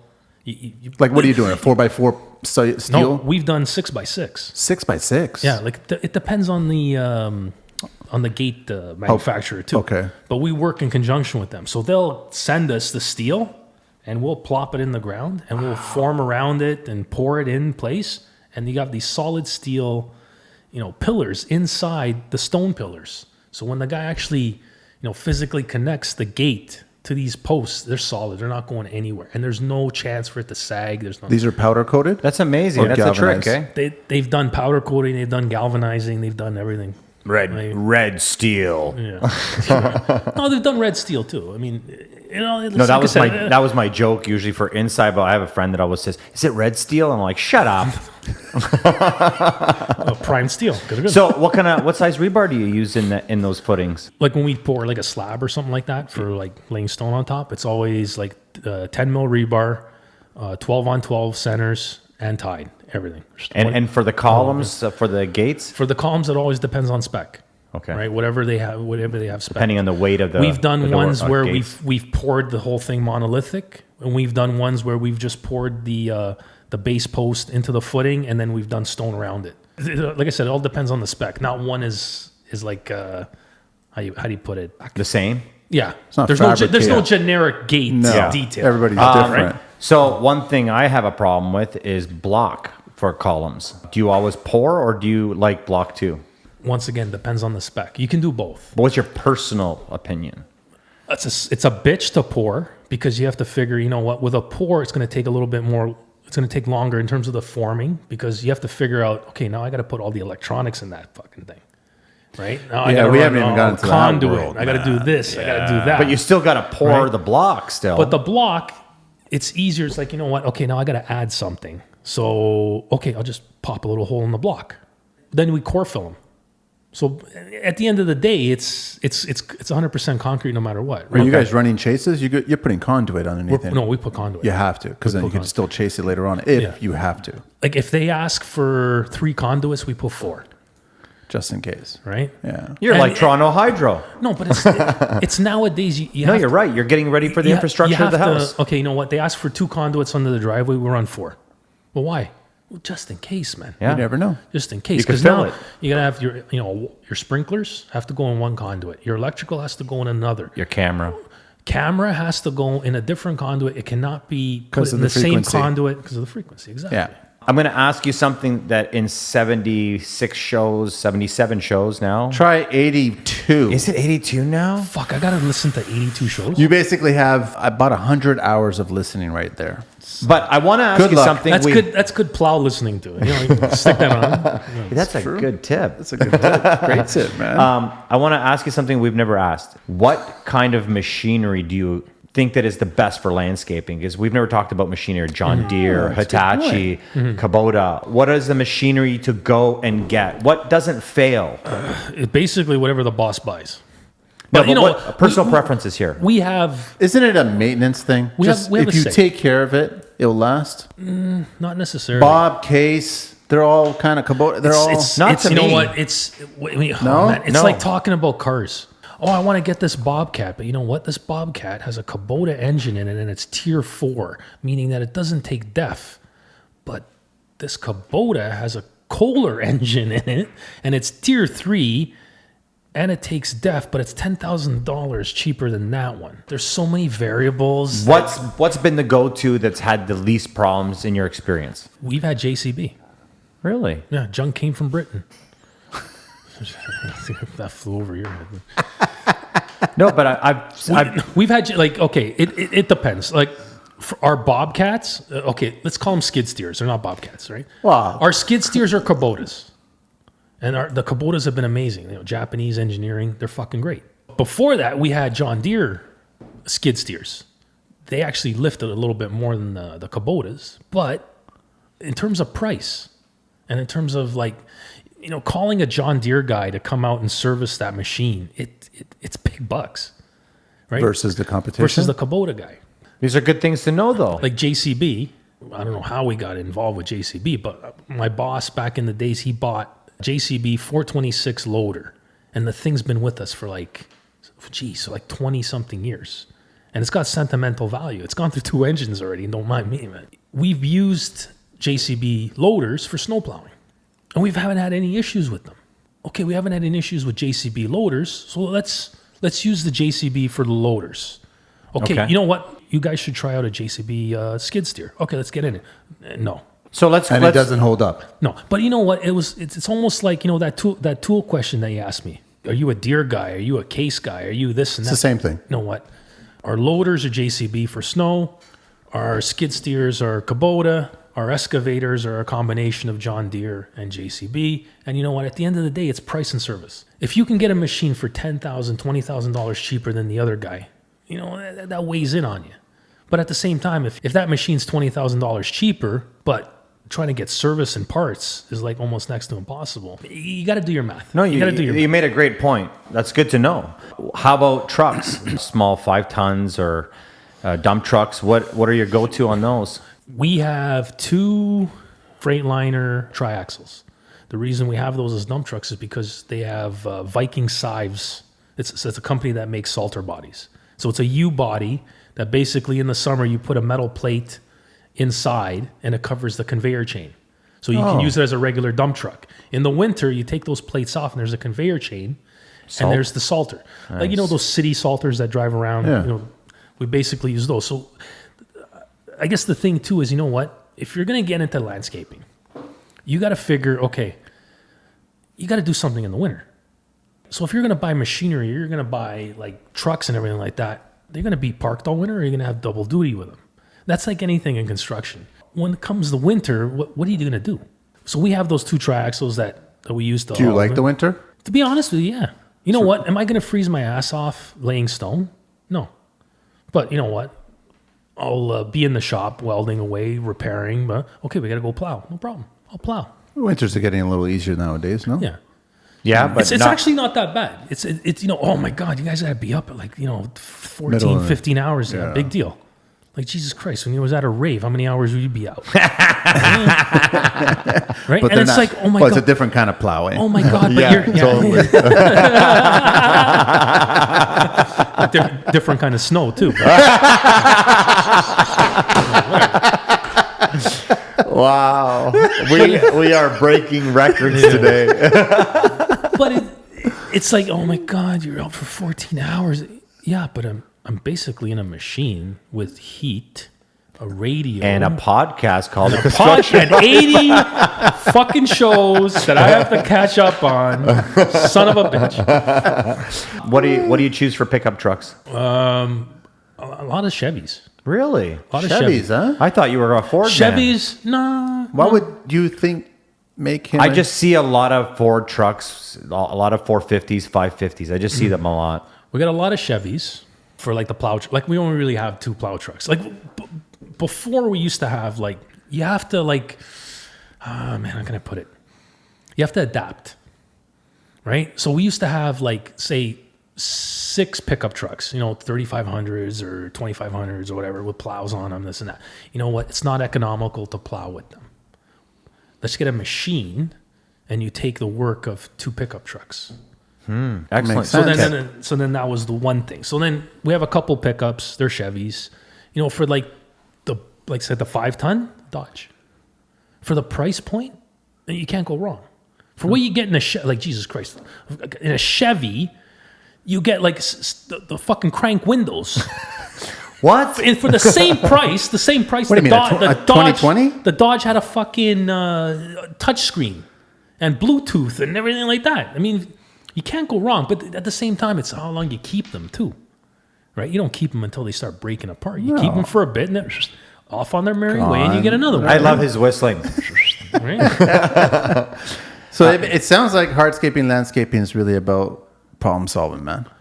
Yes. It comes down to like, you got to figure, you don't know what's underground. So It's a surprise every time. I'm digging, all of a sudden, oh, geez, you know what? There's the rest of the house they forgot to demolish. Or we're digging and then, oh, there's an underground creek. Or, the arborist says, or in the city, well, what are you guys going to do here? We can't damage these roots for this, 300-year-old tree. It's like, son of a, you got to solve it. So how do you solve it? Okay, now we have to do, a bridge footing, or we have to do this kind of thing to get through here. What's a bridge footing? Like a grade beam. Really? Yeah. They'll allow so that? it won't affect the roots. Or now we got to call in a vac truck And do it that way. to vacuum around the roots of this tree. Right? So it's like... What size roots are they worried about? How big before they start going, don't touch that one? It's more the feeder roots. Okay. Like the smaller roots basically is what feeds the tree. The larger roots is basically what anchors the tree into the ground. So they're basically... They care about both sizes, really. That's really interesting. But they care more about the feeder. You know what? Trees got more rights than humans. They do. Because they make more money off that. They've been hoarding here and that longer. protection. Yeah. So... They've been here longer. So... Story, I'm not going to say I was part of it. I'm not going to say I just...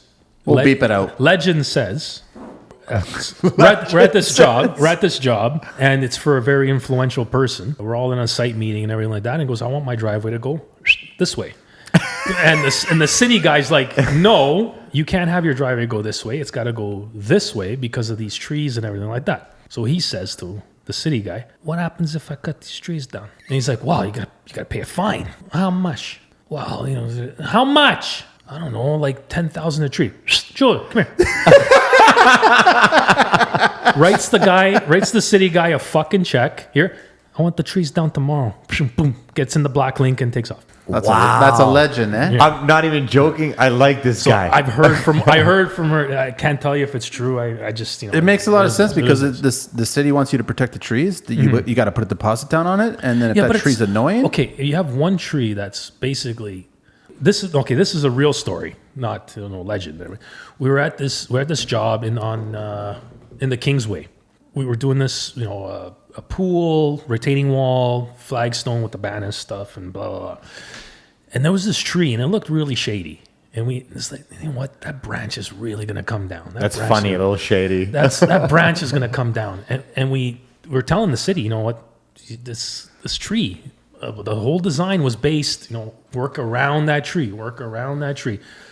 So the whole thing's done. Beautiful. Job came out amazing. A year later, the fucking tree falls. That one branch we said, this tree's going to... landed on the flagstone, snapped the flagstone, landed on the retaining wall around the pool, smashed everything. And now they basically cut it down. The tree. And now you got all this landscape that basically went around this tree, and now there's no tree, and now it kind of doesn't make any sense now. So when are you going back to change the drive? Well, we don't know. Oh, you could put a little hill there and a couple of blue spruces. Yeah, it's just ridiculous how you got to put like a heavy duty deposit down for every single tree on your property if you're doing any work. I never knew that. Like no, you got to do it. It's a 20, depending on the size of the tree, but I thought it was like $2,500. You got depending on the size of the tree, the caliper. Yeah. What will be the financial replacement for that tree? So if they can tell you, if you get rid of that tree, then all of a sudden you got to plant 50 of these kinds of trees on your property. Now we're talking 50, like yeah, but this is where I disagree with the cities. That this also includes trees that do not belong on their property. It's on private property, which is the homeowner's property. They're dictating what you can or can't do. So now in your backyard, where no one will go to, it's only going to be you and your family and everything like that. There's a tree, as long as it's bigger than a certain caliper. I can't really remember what it is. I think it's 12 inches. If you can, if you can't basically wrap your hand around it to give it a fucking chokehold, that's considered a city tree in your backyard. So you can't tear it down. That's the guidance from the city. What if you get Andre the Giant to wrap that tree then? No, but I heard anything. There's an actual a real specific law. Size, right? A circumference. No, but I heard anything under 12 inches you can cut down.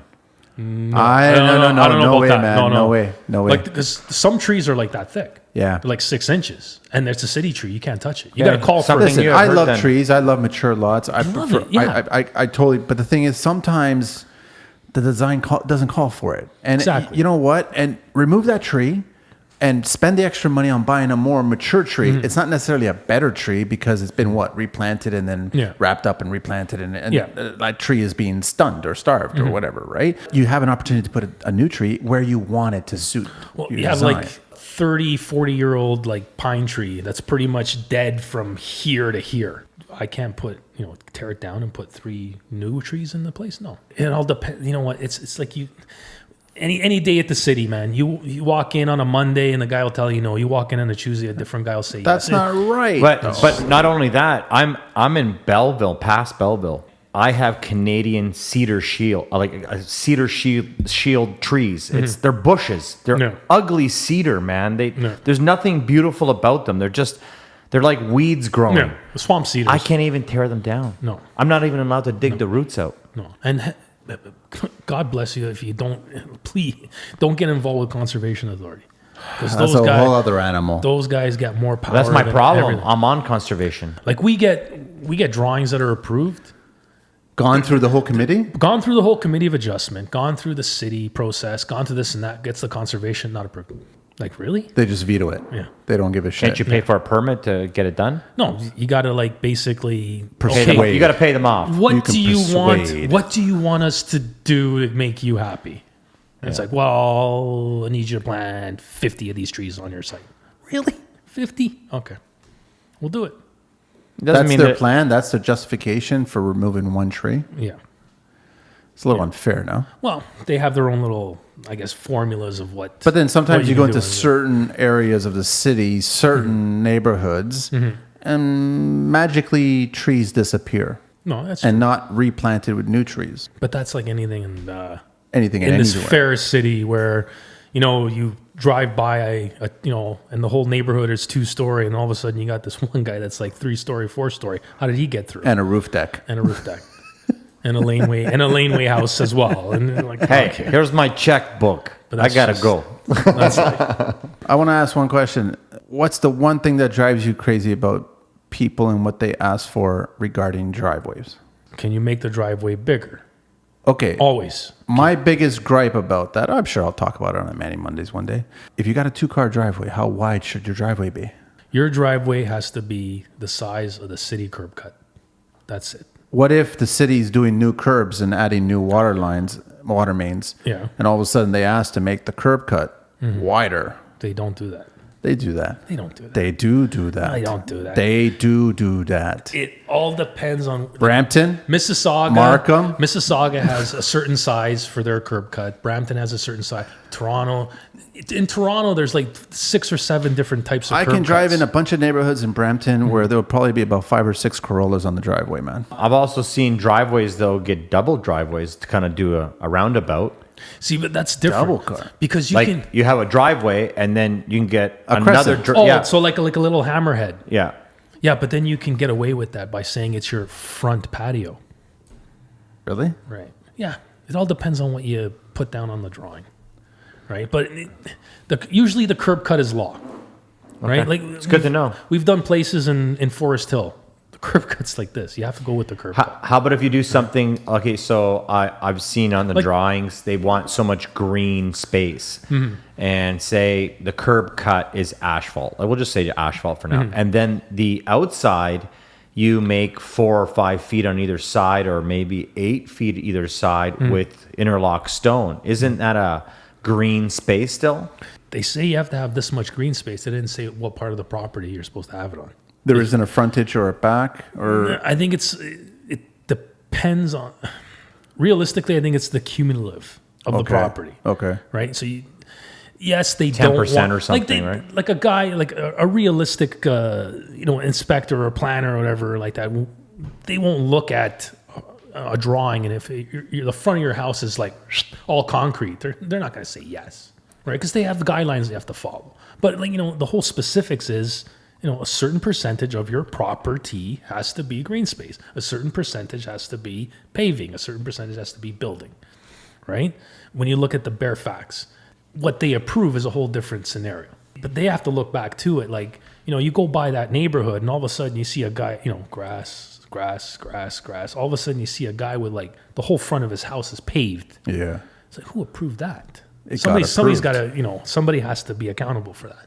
It's just like I said, it all depends on who you get. Are we going ballistic with heated driveways, heated walkways? I wanted to ask that. That is the trend. That is the I know end you've thing. done a lot of heated steps We've done a lot of heated driveways too. and heated driveways, Oh, yeah. right? A Are lot, you doing tons. this? Are you doing that on two separate systems, or Yes. they're always on two separate systems?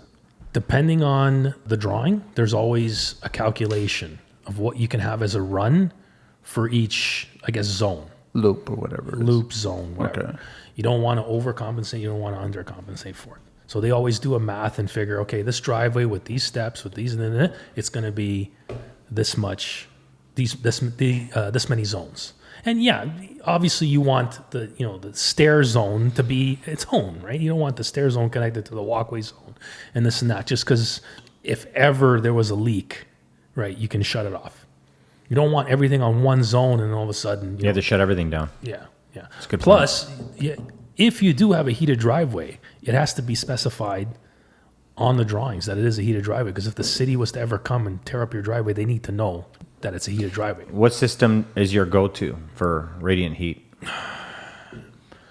Opener? Do they get into that? They get into that. Yeah, Yeah. they get into Or it. is that too high end? Not necessary. Not really. Like there's a lot of is it PEX? PEX. Yeah. Once again, it all depends on the installer. You're going to say that copper's better. You're going to say that PEX is better. It all depends on the installer. You go by some driveways and the guy's running red loop. You go by some driveways and the guy's running clear loop. It's just, it depends. It depends. And then it's the same thing. It's a boiler system, right? Usually run by gas. But each line, I mean, you tell me, each line doesn't have any joints. There's no elbows or anything like that. It's one loop that goes and one it comes out loop. and it comes Yes, back. yes. And you're doing that exactly the same thing to the size or the area that's needed, right? Yes. Because each pipe has a number on it where you're only allowed for that pipe to go as far as it's supposed to go. Yes. There's a calculation and Yeah. there's actually numbers on the side of it, right? You know this, right? No, I didn't. You didn't know that? So No. there's actually numbers on the side of the PEX or the Uponor or whatever it is. And so at the starting point of where the manifold's going to be, you have to see that number and you got to go, and I don't know exactly what the number, if it's 30 or 40 or 50, whatever, and you got to come back at that number. And that's all the inspector cares about is they come to the manifold area and take a look at all the heads and the tails. And those numbers have to be within that number. Well, I learned something today, it's the same Manny. thing with inflow, radiant flow. That's the wicked. whole point of this show, man. I'm trying to educate, man. Like, No, for but real. here's the question: is what's the true environmental impact on doing in-floor drives and walkways? Is it just pure? I've got a lot of money and a tiny penis, and I just want to do this, or am I really it's- saving the world by doing this? It's convenience. That's all it is? It's convenience. Because you know what? I don't have to hire somebody to plow my driveway. Which is great. No salt.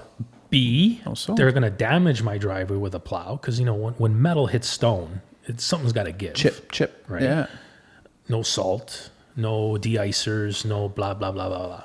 In the end, what are you really doing? And it's not like the thing goes to 30 degrees and you can lie on it like you're on a beach in fucking Bermuda. No, what do you're going to like 5, right? 5 or Not even. As 10? long as it's warmer than the ambient temperature outside. That's all. Okay, so that's the trick. Yeah, and it's basically a copper sensor, right, with a loop around it, right, that we put it somewhere in the driveway, usually not under where a car is fucking parked, like usually on the walkway or something where it's always exposed, and it's an open loop, and it's not, if it gets cold, doesn't detect temperature, it detects moisture.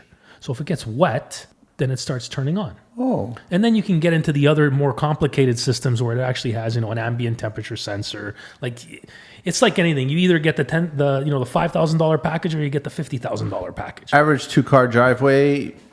What's the cost of it? Just the radiant, just the. Not holding you on it. It's just a number. 2-car driveway, you're looking in like the tens of thousands. So Just- like $20,000, Yeah. just for the system. Because you got to figure, like, you got to run it and then you got to bury it somehow, right? So you're either going to bury it like. So that's including the concrete, right? Yeah, that's No, the that's concrete's not. gonna be. That's just the piping. We're talking like heated driveway, 2 cars. concrete base, whatever stones on top. I mean, it ranges. You can do like from 50 to 100,000. It all depends what you put on top of it. It's no joke, man. No. And then there's cheaper ways too, right? What are the cheaper ways? Well, instead of putting it on a concrete base, you cover it with gravel, right? And you lay interlock on top of it. Instead of going with... Will that still work? Like, or are you putting it on a bed of polystyrene or whatever? Yeah.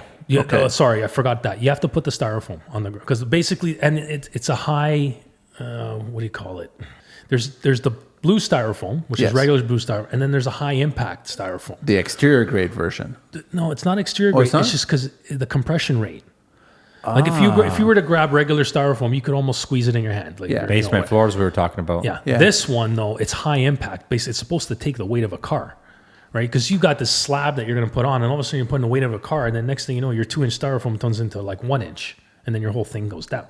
Right, this is like a high impact styrofoam that we use, and then because you put the styrofoam on the ground, it draws the heat up instead of going down. Right, because you want the heat to go up to heat whatever stone you put on. Right, and this isn't water, obviously, in the pipe. No, it's a glycol mix. Yeah. That's why you got to tell the city that you have that, because. Like I said, if they ever have to do a repair, a guy comes in, puts his jackhammer, and all of a sudden he gets glycol in the eye. Oh my God. Yeah, that's serious. I had that in the eye. Yeah, I know. I heard you probably had a lot of stuff in your eye. I had hair in my eye. You guys can talk later on. 70s kid. But it's like there's other options. It's like, like you said, there's like the $5,000 option. There's like the $100,000 option, right? They make an electric heated version of it. Oh, that just sounds expensive. Not really, because you got to think about it. The thing's not okay. A heated driveway does not go to 30 degrees as long as if the temperature outside's like -5, as long as it's -2, as long as it's warmer. That's a great point, right? Wait, so you're saying that it has a moisture sensor on it? Yeah, to activate it. But the thing is, what if we're cold? What if we're like -10, no moisture in the air? That's where the extra combination of other options. Other sensors, atmospheric sensors. Yes. Okay, yes. I gotcha. And then there's always there's almost like a thermostat too that you can turn on yourself. As well. Yeah, it's like, what? I want my driveway to be hot all the time. Screw it. So what are some of the things that the clients are asking for these days? Front yard, backyard, sides? What are they asking for? Because I know you've done all kinds of, and everybody's really got to go to, and we should do another shout out because we haven't done Green Book yet. Oh, it's Green Book Talk with me. So I tried to choose something that was close to your heart because you probably don't know this game that we play. It's not a game, it's knowledge. It's knowledge, but there's a game. You have to pick the price. On your first offense, and under section 228-1B, employer failing to ensure the services are accordingly located marked before excavating. Oh, crap. What is the first fine? It's either $250, if you $550. haven't marked before excavating. I'm going to say $250. No, it's $550. Okay. You say $250? I say $550. Okay, you're saying $550 now? Yeah. What are you saying? $550. Well, we've got 2 winners today. Yes. And that doesn't... So first offense on not marking with spray paint, eco-friendly spray paint, of course, for landscapers. Yes. $550. But you guys don't mark. You guys get the locates to come in to do that. We get locates to come in. Yeah. Because you know what? But if you don't have that, ass, man. but if you don't have that and an inspector shows up, it's $550. Do you know what the colors mean? Yes. Gas is yellow. Yes. Red is? Hydro. Yes. Blue is water. What's the last one? White.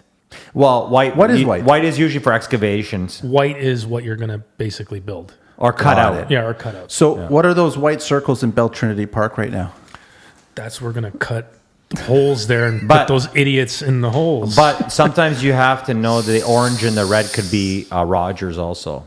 Cable lines in Rogers. Yes. If you're in Toronto, though, those lines are all above ground. No, everything's underground. Infrastructure's over 100 years old, dude. We hit stuff all the time. Really? You're hitting Rogers and Bell? You're hitting telecommunications underground? We did a driveway, and it's like, 8 neighbors down, their lines ran through that guy's driveway. Yeah, I've seen trackers off over a meter. Yeah, that's why you have to hand dig within a meter. Yeah. But who does that? I worked with a lot of older guys, and these guys will take chances. They're so amazing with the machines. They'll do different things than the younger guys will. Yeah. And I do see these guys, and they will literally be able to move the machine and move a half an inch at a time. Yeah. And they will drag 16 feet to... They usually don't work like a 16-foot length. You work like a 2 foot or a foot length at a time. Where are you going with this? Where are you going? Oh, I'm just saying, like... he's saying you have to hand dig, but to hand dig you could take days. If you don't use a machine, it could take out like an hour versus a couple days. So you're saying just take the risk? No, I'm not saying that. What are you saying? I'm not saying that. I'm just saying people do this. We're reading the subtitles here, okay? And that's what you're saying. We've hit a gas line. It's not fun. Oh, no shit. But same thing. It was marked in the wrong spot. Yeah, right? As long as you. So who's at fault for that? We've hit. Oh, geez. Well, if it's marked, it's not your fault. We've hit fiber optic. Ooh, that's expensive, man. And took out like all of like Keel Street. Wow. King City. I've heard people say if you hit a fiber line, just run. Don't even come back to work. Not our fault. It wasn't marked. It's like $500,000, $1 million. Well, that's under telecommunications would be marking that, no? Yep. Or is that all new in the term? Don't know. Wasn't marked. We got away with it. We just said this is our. And the good thing was though, when the guy came to repair it, he's like, okay, here's the deal. You have a machine here? Yeah. Okay, you're gonna dig for me. You're gonna tell me where. You tell us where we want to dig, and we'll dig for you. You make my life easier, I'll make your life easier. No problem. Well, sometimes it is, and while we're on the digging part, sometimes it is cheaper to, instead of have a guy in a backhoe or shovels, to bring in a sucker truck and just say, okay, there's the white line, there's the red line. I want you to spend 4 hours sucking that dirt out until we find that line, and then I'll dig around it. No. We've used it, but it's like I said, it's the scenario that you I don't know that it calls for it. Well, if you think about 2 or 3 guys digging, $40 an hour, just say they're making $40 an hour, and they take 3 days, and you get a machine for $800 for 4 hours. Realistically, the work that we do, we don't come across that. Yeah, too much because we already it's a new build. And we know where the gas is. We know where the thing. Yeah, and if it's an old build, it's kind of like we know where it's going to be. You're right. You're not on the street of downtown Toronto. The street. Yeah, where by the way, here's line, and under that is a line, and under that is another line. So no. You hit it right on the money. Yeah. So what are you looking for in machine workers? Guys on backhoes and machines. What is it? An age thing that you're looking for? Is it experience? What kind of guy? No, it's experience and safety. A guy who's having his Starbucks on the social media. No, fuck him. It's knows how to use the machine, knows how to use it safely, right? And a team player, man. Yeah, like you know what? You're not the only guy on site, man. So just calm down. Plus, you're also you got to be aware of your surroundings, so you got to full attention. Pay full attention, man. And speed. But speed comes with experience. That's the way I look at it. It does. Is there anywhere that you recommend or don't recommend to buy stones from Canada? No, I think... There's nothing like that, right? No. I'm just curious because I know there's mercury in the ground. There's all kinds of weird stuff. And I don't know how that affects it, right? And known to cause cancer in the state of California. Yeah. Whatever. No, I'm just asking if there's where's your favorite place to buy stone? Like anything that you buy now. From California? No, that was a that joke. Sticker now. Everything you buy. If you buy something and it's sold in the States, they have to put a sticker on it that says this is known to contain chemicals or whatever that will cause in the state of California. Yeah, Hardy Backer Board has that. I was in a Komatsu excavator a few days ago, and I'm digging, and I look over to the side, and there's that freaking sticker. This machine contains that is known in the state. Like, what the fuck is going on in the state of California that's causing all this cancer and birth defects? They're very strict regarding those. Everything they have there is causing that shit. But then it's okay to be using it and touching it here? Yeah. It's for some reason in California, they said that anything that's made in the States has to have that sticker. Have you guys gotten a lot better with the silica? You guys are everything's getting all attached to wet. And, yeah. And then the dust masks and everything. Dust masks, we're using water. It makes a muddy mess, but it's better than cleaning people's cars and houses. Yeah. But you know what? Look, you got to realize, it comes to a point that you're gonna have to cut dry. You just have to. There's certain instances you have to cut dry. Now, these new things with the IQ saws, where it's completely dust, it's a gimmick. Because you know what? I could hear it cry when you cut stone. It's you hot. cut it on the ground. Right? Now I got to go pick up that piece of stone and put it on a tile saw and cut. It's not, and then they have these new gimmicks where it's like this vacuum that attaches to your quick cut. Well, you know what? I got to see the blade, and this thing's blocking me, and it's awkward. It's just awkward, So the only real solution that you have is just use water. And then you can make it shiny. Look how nice it looks when it's wet. And that's it. You got to cut dry and you make dust. You use the Portuguese face mask and you grow a beard and that's it.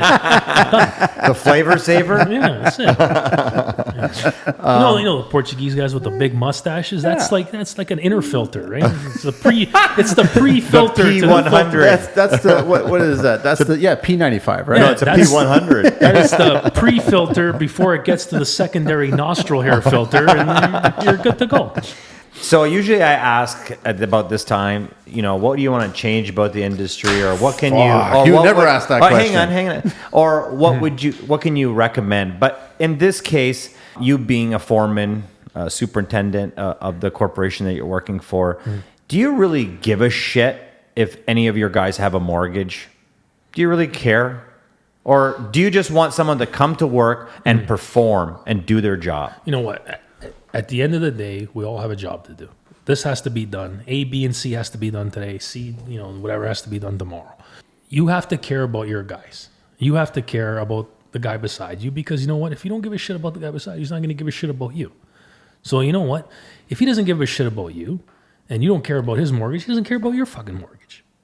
Right? No, but it's just. But do you agree that when you come to work, and what I'm leading to is, I hear a lot of guys always tell me I should make $40 an hour because I have a mortgage and I have kids. Yeah. Well, I don't care that you have a mortgage and you don't have you have kids. You know what? If you perform and you do and you make money for me and for you, I care about your kids and mortgage. So Carlito's making friends. So this welder walks into an interview. He goes, "Okay, here for the interview," and the guy's like, "Okay, well, the job pays between $15 and $35 an hour. Okay, so show me 2 welds." So he does the first weld, popcorn everywhere. He does the second weld, it's like fucking dimes on top of dimes. It's beautiful. Oh, sounds good already. Right? The guy that's interviewing goes, "What are these?" "Well, that's the $10 an hour weld. That's the $35 an hour weld." That's the exact same thing in life.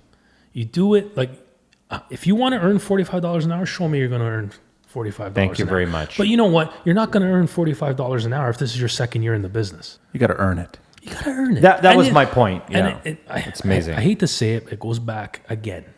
Be a fucking sponge. Be a sponge. You see a guy that's doing work, dude, show me how to do that. What are you doing? Show me that. Why do you have the torch out? Why do you have that kit out with epoxy? What are you doing? Show me how to do that. Be a sponge. Because you know what? Later down the line, you're going to be that guy showing that other guy how it's done. What's my next tool? Yeah.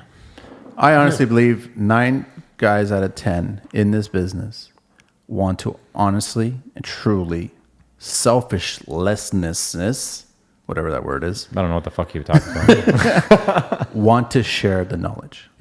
They want to teach it and pass it on to somebody else. They honestly do it. And you get that one guy who doesn't. Yeah. Because maybe he's been beaten up so much, lost so much, or whatever the story is. But I think most guys want to share this knowledge and teach it. There's 2 sides of the coin. You got the older guys that should pass on knowledge to newer guys, or experienced guys that should, but the experienced guy should also listen to the new guy. Yeah, Yes. you're right. Because you know what? You never know. That kid might have done something that, He may have figured How'd you out a do way. that? Yeah, exactly. show me. Yeah. Right? It's like, it's fucked up. We live in this world, like in, Canada and the US and shit like that. And we go on Instagram, we see these videos of guys in India or China. They got 100 times less shit than we do, and they figure how to do it. They don't have an excavator, but this guy made a fucking rickshaw with like some bamboo, and he's lifting up like 1-ton rocks. Don't look at somebody because they're young, because they're old, look at them for like potential. Those aren't dismissive traits, man. Were they Egyptian? No, they were not. I totally You should agree get that with you, hair, man. like you should be like ancient aliens. I do want to say something. You should definitely get into comedy. Yeah. If you wrote a movie and directed it, I would fucking watch in a second, man.